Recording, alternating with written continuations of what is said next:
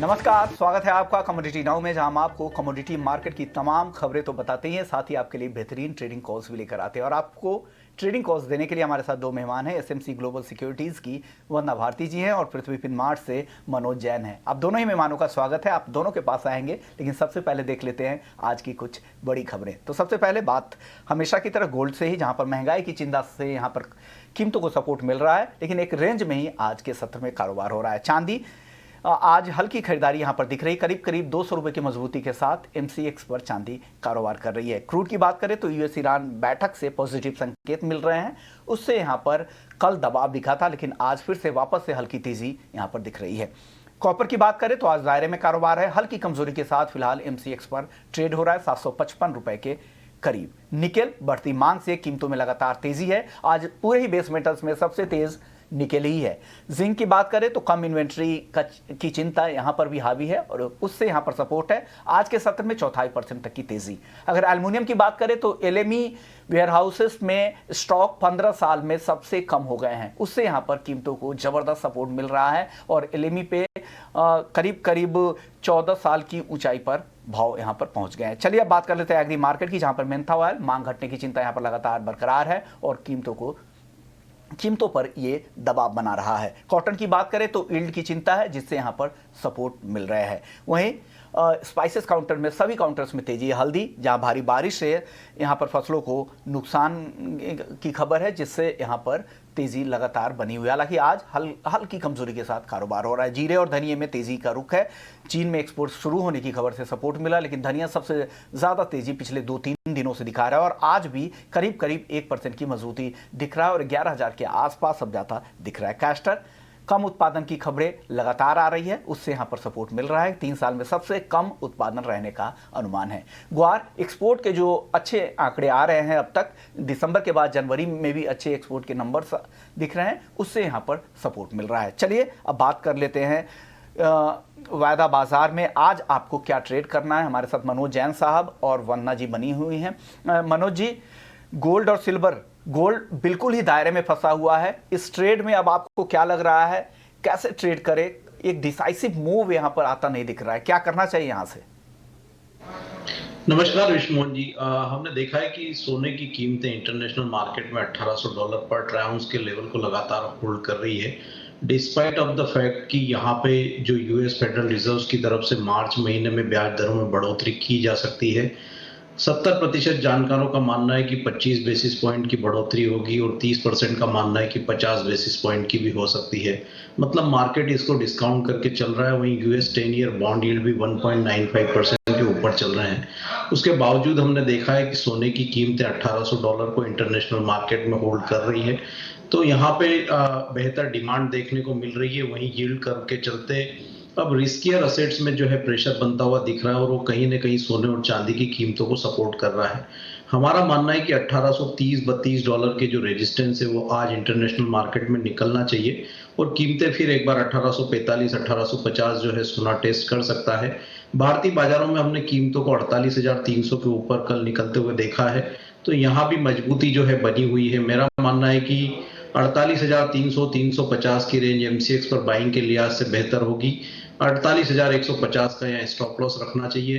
48,700 पहला लक्ष्य रखें और ऊपर में 48,850 ये भी जो है लेवल्स देखने को मिल सकते हैं। 1 से 2 सेशन में मजबूती यहाँ देखने को मिलेगी। जो भी डिप मिले उसको बाइंग के लिए यूज करना चाहिए। खरीदारी की सलाह यहाँ पर दे रहे हैं मनोज जी। वंदना जी, अब आपको क्या लगता है गोल्ड और सिल्वर को लेकर, आपको क्या लग रहा है, ट्रेडर्स क्या करें और निवेशक क्या करें?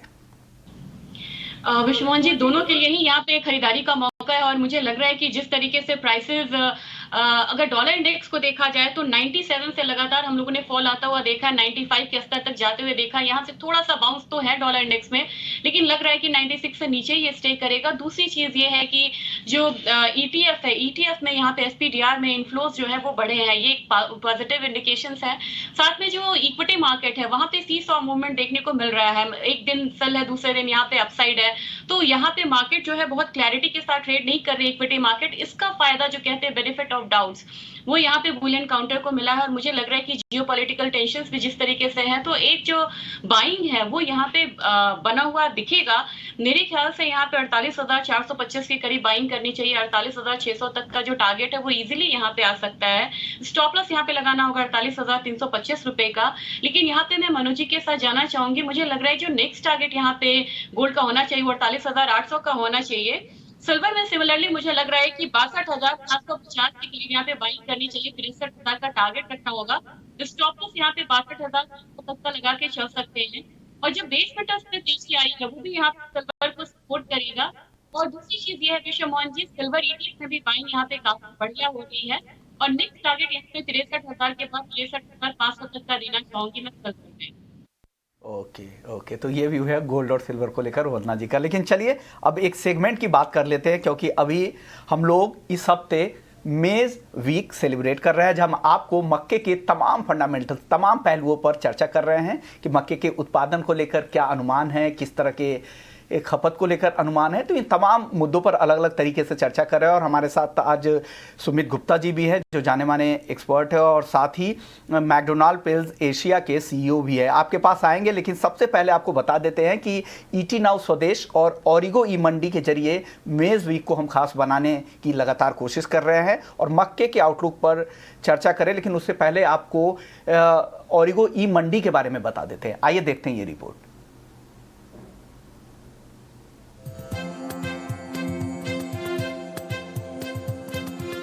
ओरिगो ई मंडी तेजी से उभरती एग्रीटेक कंपनी, जहां आप वाजिब भाव पर एग्री कमोडिटीज की खरीदारी कर सकते हैं। कंपनी की ई मंडी के प्लेटफॉर्म के जरिए डिजिटली खरीद और बिक्री आसानी से आप कर पाएंगे। कंपनी देश भर में अपनी सेवाएं देती है।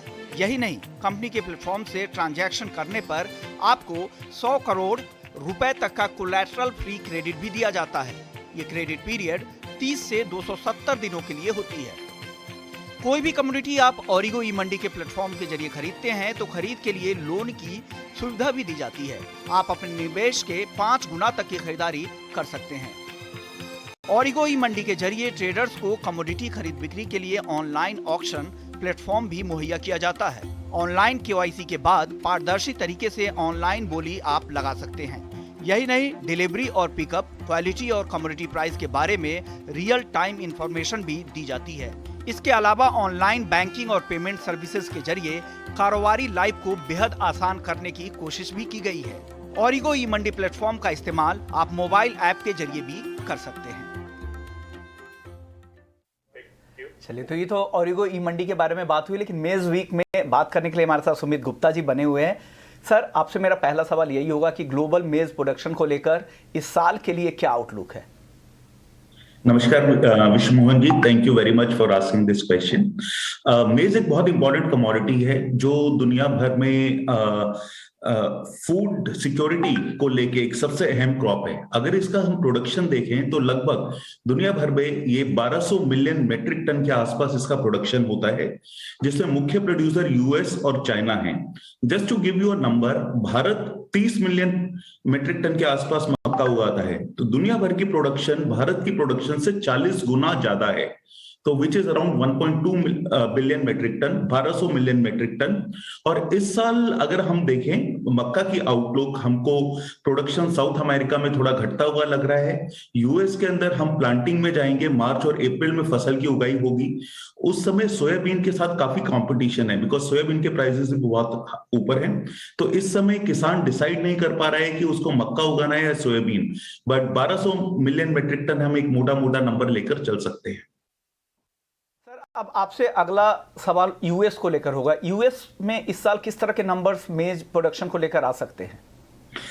अगर हम यूएस की प्रोडक्शन देखें तो वो लगातार ऊपर जा रही है, क्योंकि यूएस में ट्रेंड लाइन यील्ड ऊपर जा रही है। यूएस की प्रोडक्शन अप्रोक्सीमेटली 370 से 380 मिलियन टन के आसपास है लास्ट कुछ 2-3 वर्षों से। इस साल हमको उम्मीद है कि ये प्रोडक्शन 370 से 380 मिलियन टन के आसपास ही रहेगी, क्योंकि सोयाबीन मक्का का एरिया कुछ अपनी तरफ लेकर आएगा, क्योंकि दुनिया भर में फर्टिलाइजर के प्राइसेस बहुत ऊपर हैं और दूसरा, इस समय सोयाबीन उगाने से फार्मर को ज्यादा मार्जिन है। तो इस हिसाब से हम मक्का की प्रोडक्शन यूएस के अंदर 380 मिलियन टन से बढ़ता हुआ नहीं देख रहे हैं। तो 380 मिलियन मेट्रिक टन के आसपास हम प्रोडक्शन एक्सपेक्ट कर रहे हैं। तो ये उत्पादन के नंबर्स रह सकते हैं यूएस के। लेकिन अगर सर ब्राजील और अर्जेंटीना की बात करें तो वहां से क्या सेंस मिले, वहां किस तरह के उत्पादन नंबर आ सकते हैं? हमने जो 1200 मिलियन मेट्रिक टन की बात की, उसमें 5 मुख्य प्रोड्यूसर हैं। यूएस 380 मिलियन टन के आसपास, चाइना 270 मिलियन टन के आसपास, ब्राजील 115 मिलियन टन के आसपास, अर्जेंटीना 55 मिलियन टन और यूक्रेन 40 मिलियन टन। लेकिन अगर हम ब्राजील और अर्जेंटीना स्पेसिफिकली देखें तो इस साल हम प्रोडक्शन अर्जेंटीना में 50 मिलियन और ब्राजील में अभी 115 मिलियन मान रहे हैं, लेकिन हम ये मान रहे हैं कि प्रोडक्शन नीचे जाएगी क्योंकि ला नीना के कारण अर्जेंटीना और ब्राजील का वेदर काफी ड्राई है, टेम्परेचर काफी हाई है, उसके कारण वहां पर यील्ड और प्रोडक्शन इंपैक्ट होगी। तो आज हम अर्जेंटीना की प्रोडक्शन 48 से 50 मिलियन और ब्राजील की प्रोडक्शन 108 से 110 मिलियन मेट्रिक टन मान के चल रहे हैं और आउटलुक थोड़ा नेगेटिव है प्रोडक्शन के लिए।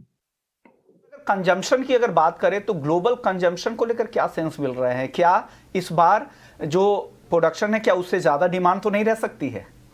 ये बहुत इंपॉर्टेंट और इंटरेस्टिंग क्वेश्चन है क्योंकि अगर हम मक्का का प्रोडक्शन और कंजम्पशन देखें, पिछले कुछ सालों में मक्का की कंजम्पशन बहुत तेजी से ऊपर गई है क्योंकि एथेनॉल की प्रोडक्शन, क्रूड के प्राइसेस काफी हाई हैं। एथेनॉल के लिए दुनिया भर में मक्का का इस्तेमाल काफी बढ़ रहा है, फीड डिमांड अच्छी तौर से बढ़ी है। तो टोटल अगर हमने प्रोडक्शन की बात की तो 1200 मिलियन टन के आसपास, कंजम्पशन भी 1180 से 1200 मिलियन टन के आसपास है। तो ये मक्का का भी एसएनडी, सप्लाई और डिमांड बहुत डेलिकेटली बैलेंस्ड है। अगर मक्का का सप्लाई थोड़ा भी नीचे जाता है तो it will impact stock and prices. और मक्का का कंजम्पशन हम ये उम्मीद कर रहे हैं in high crude price scenario, high inflation, मक्का का प्रोडक्शन कंजम्पशन स्टेबल रहने की उम्मीद है 1180 से 1200 मिलियन टन के आसपास। ओके सर, अगर कंजम्पशन भी अगर अच्छे रहने की उम्मीद है, हालांकि प्रोडक्शन भी आप बता रहे हैं कि ज्यादा इस बार रहेंगे, लेकिन एंड स्टॉक फिर इस बार किस तरह के रह सकते हैं? बकाया स्टॉक को देखना जरूरी होगा, फिर उसके बाद टोटल नंबर्स का पता लगेगा। तो बकाया स्टॉक को लेकर क्या अनुमान है? विश्वमोहन जी, अगर बकाया स्टॉक देखें हम मक्का का तो ये 300 मिलियन मेट्रिक टन के आसपास है सारी दुनिया में। लेकिन ये स्टॉक नंबर देख, अगर हम 300 मिलियन टन देखते हैं 1200 मिलियन पे तो बहुत बड़ा नंबर दिखता है, लेकिन 300 मिलियन टन में से 200 मिलियन टन चाइना में है, 50 मिलियन टन यूएस में है। रेस्ट ऑफ द वर्ल्ड के अंदर बहुत बड़ा एंडिंग स्टॉक नहीं है। बट अगर हम ending stock as a number देखें तो वो 300 मिलियन मेट्रिक टन के आसपास है। 200 मिलियन टन चाइना में, 50 मिलियन टन यूएस में और 50 million ton rest of the world में। और ये एंडिंग स्टॉक मोर और लेस लास्ट ईयर के मुकाबले स्टेबल है, कोई ज्यादा बदलाव इसमें नहीं आ रहा है। और नेक्स्ट ईयर हमको अच्छे प्रोडक्शन की आवश्यकता है कि एंडिंग स्टॉक यहीं पर रहे। अगर प्रोडक्शन थोड़ा भी नीचे जाता है तो ये एंडिंग स्टॉक काफी चेंज हो सकता है। प्रोडक्शन के नंबर सर, अब बात आती है प्राइसेस की। प्राइसेस को लेकर अब क्या लग रहा है? जिस तरह की तेजी हमने अब तक देखी है, क्या आपको लग रहा है यही तेजी कंटिन्यू आगे भी होती दिखेगी? देखिए, प्राइस आउटलुक जब हम बात करते हैं तो हम केवल हमको भाव नहीं देखना चाहिए, हमें देखना चाहिए स्पेसिफिकली। अगर मैं इंडिया की बात करूं तो भारत के साथ बांग्लादेश एक बहुत बड़ा इंपोर्टर हमारे लैंड बॉर्डर शेयर करता है। भारत अपना, हमने 30 मिलियन मेट्रिक टन प्रोडक्शन किया लास्ट ईयर, हमने 3 मिलियन टन के आसपास एक्सपोर्ट करेंगे हम टोटल इस साल 2021-22 के अंदर। उसमें से मेजॉरिटी कार्गो बांग्लादेश जाएगा और बांग्लादेश के अंदर इंटरनेशनल मार्केट से आज मक्का काफी ऊंचे भाव में पहुंच रहा है। तो इंडिया का मक्का कंटिन्यूअसली एक्सपोर्ट मार्केट में कॉम्पिटिटिव रहेगा, स्पेशली बांग्लादेश। हमको बिहार के अंदर जब प्रोडक्शन आएगा तो जो हार्वेस्ट पे जो डिप आता है वो आएगा, परंतु commodity price outlook stable to bullish है।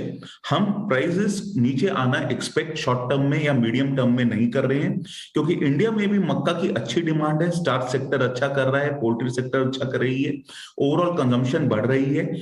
उस नजर से अगर हम देखें तो price outlook is stable to bullish for maize. यानी लग रहा है कि जो तेजी जो पकड़ी हुई है कॉर्न प्राइसेस में, वो आगे भी तेजी दिख सकती है। शुक्रिया सुमित, आपने वक्त निकाला ईटी नाउ स्वदेश के लिए और मेज वीक को और भी खास बना दिया। चलिए अब वापस से लौटते हैं और वायदा बाजार में कुछ और बातें कर लेते हैं। हमारे साथ मनोज जी और वंदना जी बनी हुई हैं। मनोज जी, अब एग्री मार्केट की बात हुई तो आपसे स्पाइसेस की बात कर लेते हैं। लगातार कोरिएंडर तेजी दिखा रहा है, टर्मरिक, जीरा, हालांकि टर्मरिक अब सुस्ती के मूड में है, लेकिन जीरा भी तेजी के ही मूड में दिख रहा है। ऐसे में अगर आप किसी एक काउंटर को चुनना हो स्पाइसेस में, तो आप क्या चूज करेंगे आज? मेरा मानना है कि यहाँ पे टर्मरिक में हमने ऊपरी लेवल से अच्छे करेक्शंस देखे हैं। लगभग 11,000 के लेवल टेस्ट होने के बाद हमने कमोडिटी को 9,700 तक आते हुए देखा है, और अब एक बार लोअर लेवल्स पर फिर कमोडिटी ने अच्छा बेस बनाया है। मेरा मानना है कि 10,000 10,100 के जो लेवल्स है वो टर्मरिक के लिए काफी बेहतर लेवल है बाइंग करने के लिहाज से अप्रैल वायदा में। तो यहाँ पे बाइंग करना चाहिए। 10,450 जो है वो शॉर्ट टर्म का टारगेट रख सकते हैं, और थोड़ा सा 3 से 4 दिन का अगर नजरिया लेकर के चले तो यहाँ 10,800 तक के जो लक्ष्य है वो भी देखने को मिल सकते हैं। 9,770 का जो है वो शॉर्ट टर्म ट्रेडर है कि यहाँ स्टॉप लॉस लगा सकते हैं, और जो पोजिशनल ट्रेडर्स है उनको 9,500 का एक स्टॉप लॉस लगा के चलना चाहिए। मेरा मानना है कि हल्दी में एक अच्छा पॉजिटिव मोमेंटम यहाँ अगले 1 से 2 सेशन में बनते हुए दिखेगा। तो ओवरऑल मसाला कॉम्प्लेक्स में वर्तमान लेवल्स पे हल्दी एक अच्छी पीक बाइंग के लिए हो सकती है। यानी हल्दी खरीदारी की सलाह है 10,450 के टारगेट के लिए। वंदना जी, स्पाइसेस में आपको कुछ पसंद आ रहा है या अवॉइड करने की सलाह देंगे? विश्वमान जी, मुझे कोरिएंडर में लग रहा है कि बाइंग अभी थोड़ी सी और कंटिन्यू हो सकती है, तो यहाँ पे थोड़ी सी बाइंग यहाँ पे बन सकती है, और 10,850 के लेवल पे बाइंग करना चाहिए। 11,000 मुझे लग रहा है कि यहाँ पे प्राइसेस ऊपर की तरफ आएंगे, इसके लिए स्टॉप लॉस लगा के चलना होगा 10,775 का। तो मुझे लग रहा है कि जीरा में एक करेक्शन आ रहा है, और करेक्शन के बाद वहां पे फिर से बाइंग रिटर्न आ सकती है, एक वैल्यू बाइंग फिर से बनेगी, और यहाँ पे कोरिएंडर में जो बाइंग है वो थोड़ी सी यहाँ पे कंटिन्यू और हो सकती है। कोरिएंडर इनकी पसंद, और टर्मरिक मनोज जी की तरफ से। वंदना जी, अब ग्वार की बात कर लेते हैं। वहां आज 1% के आसपास की तेजी दिख रही है, 6,275 के आसपास करीब कर रहा है, सॉरी 6,200 के आसपास। ग्वार में इन स्तरों पर आपको लग रहा है कि खरीदारी करनी चाहिए? विश्वमान जी, गम का एक्सपोर्ट काफी बढ़िया, 28 से 30,000 MT जो है पर मंथ यहाँ पे हो रहा है, और मुझे लग रहा है प्रोडक्शन कम है, तो 6200 से नीचे मुझे नहीं लग रहा कि ग्वार जो है वो स्टेबल होगा, उसके ऊपर ही यहाँ पे प्राइसेस रहने चाहिए। तो यहाँ पे 6220 पे एक बाइंग जो है वो बनती है छोटी सी, 6270 का टारगेट रखना होगा। स्टॉप लॉस इसके लिए 6195 का लगा के चल सकते हैं, और थोड़ा सा शॉर्ट टर्म अगर जाए विश्वमोहन जी, तो मुझे लग रहा है कि प्राइसेस ऊपर की तरफ एक बार 6350 तक आ सकते हैं। तो ग्वार में निचले स्तर पे बाइंग बार बार यहाँ पे आनी चाहिए। ओके, चलिए वापस से नॉन एग्री मार्केट का रुख कर लेते हैं और बात कर लेते हैं कच्चे तेल की। वंदना जी, कच्चे तेल और नेचुरल गैस, इन दोनों ही काउंटर्स पर क्या सलाह देंगे पूरे एनर्जी पैक पर?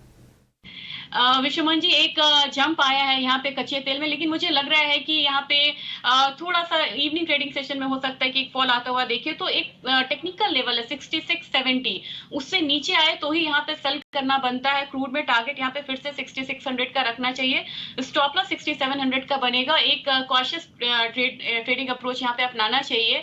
ओवरऑल मुझे लग रहा है कि क्रूड ऑयल जो है वो ओवर हिटेड है, हमने एक फॉल आता हुआ कल देखा था, आज एपीआई के वजह से यहाँ पे एक जंप आता हुआ दिख रहा है, लेकिन मुझे लग रहा है कि कहीं ना कहीं शॉर्ट टू मिड टर्म में एक बार 6500 6400 तक प्राइसेस नीचे क्रूड के आने चाहिए, क्योंकि रैली ओवर हिटेड है। इंटरनेशनल मार्केट में $88 के प्राइसेस मुझे लग रहे हैं निचले स्तर पे, और नेचुरल गैस से मुझे लग रहा है कि जो सेलिंग साइड है वो थोड़ा सा डीप हो सकता है। 316 पे यहाँ पे सेलिंग एडवाइस करूंगी, टारगेट इसका 305 रुपए का रहेगा, स्टॉप लॉस यहाँ पे लगा के चलना होगा 322 रुपए का।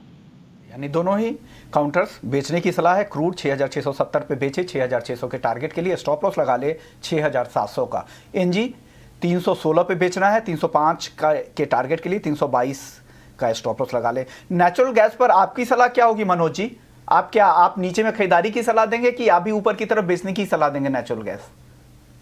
नेचुरल गैस में हमने 410 के लेवल से एक अच्छी बिकवाली आते हुए देखी, और लोअर लेवल्स पर हमने देखा है कि 312 पे एक अच्छा सपोर्ट यहाँ कल भी देखने को मिला था, और उसके आसपास से फिर कमोडिटी ने अच्छा बाउंस दिखाया था। मेरा मानना है कि 312 जब तक होल्ड हो रहे हैं, यहाँ बड़ी गिरावट शायद देखने को ना मिले, तो अगर 312 के लेवल्स मिलते हैं तो बाइंग की जा सकती है 304 के स्टॉप लॉस से। ऊपर में 326 तक के लक्ष्य यहाँ लेकर के चल सकते हैं। थोड़ा कॉन्ट्रेरियन व्यू है, लेकिन मेरा मानना है कि नेचुरल गैस में फिर एक बार जो है यहाँ लोअर लेवल्स पर सपोर्ट देखने को मिल सकते हैं। व्यू है, आप जिनको फॉलो करते हैं उस तरह के ट्रेड आप ले सकते हैं। चलिए बात कर लेते हैं बेस मेटल्स की, जहां पर निकेल और एल्युमिनियम अच्छी तेजी दिखा रहे हैं। एल्युमिनियम को लेकर चिंता यही है कि स्टॉक्स लगातार कम हो रहे हैं, स्मेल्टर्स में काम कम हो रहा है, चाहे वो यूरोप हो चाइना हो।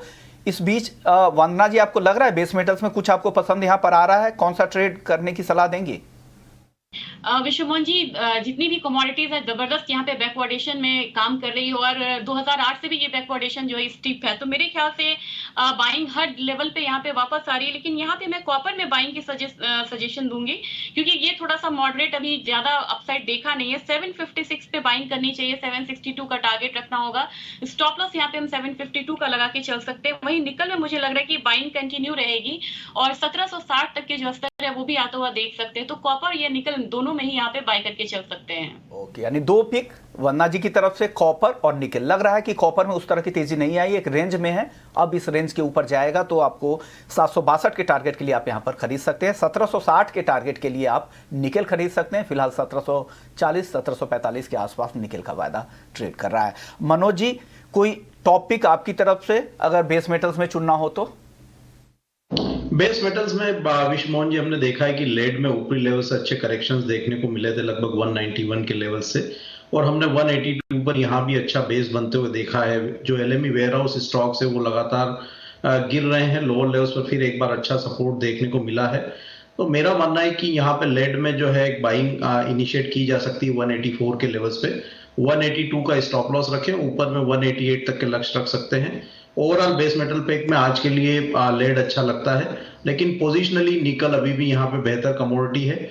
जो भी डिप्स मिलते हैं 1720 1710 के आसपास, तो वो फिर एक बार पोजिशनल बायर्स के लिए अच्छी अपॉर्चुनिटी होगी 1660 के स्टॉप लॉस से। ऊपर में मेरा मानना है कि 1800 तक के लेवल शॉर्ट टर्म में फिर एक बार देखने को मिल सकते हैं। यानी पोजिशनली अगर आपको ट्रेड करना है तो निकल खरीदे, 1720 के लेवल पे जब आपको नीचे में डिप मिले तो खरीदे, लेकिन उस ट्रेड में आपको 1660 का यहाँ पर स्टॉप लॉस लगाना है 1800 के टारगेट के लिए। लेड दूसरी कॉल है मनोज जी की तरफ से, 184 के लेवल पे खरीदना है, 182 रुपए का स्टॉप लॉस है 188 रुपए के टारगेट के लिए। तो ये दो पिक दोनों जानकारों की तरफ से बेस मेटल्स में। तो कमोडिटी नाउ को यहीं समेटने का वक्त आ गया है। शुक्रिया वंदना जी आपका, मनोज जी आपका और सुमित गुप्ता आपका। आप लोगों ने वक्त निकाला ईटी नाउ स्वदेश के लिए और बेहतरीन ट्रेडिंग कॉल्स दिए। तो कमोडिटी नाउ में फिलहाल इतना ही, लेकिन आप बने रहिए ईटी नाउ स्वदेश के साथ। ब्रेक के बाद